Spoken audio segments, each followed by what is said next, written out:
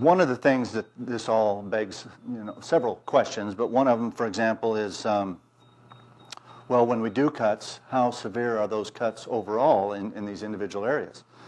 In the budget reconciliation bills that the legislature did a few weeks ago, I think the total cut to K-12 education was about $128 million, which is a lot of money, and Republicans or Democrats do not like cutting money out of education.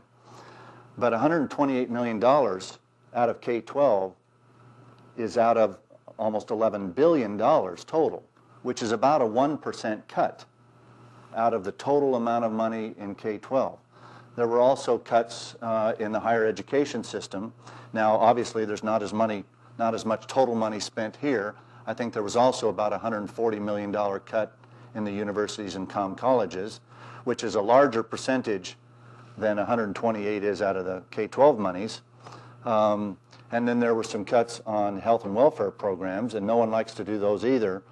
But it causes us, I think, to look and say, where can we find perhaps waste and duplication so that if we do have to cut within this $11 or $12 billion, let's cut it so that we're not hurting families and individuals who really need services. Let's try to identify duplications of services or waste in all of this money so that if we are cutting a couple of % overall,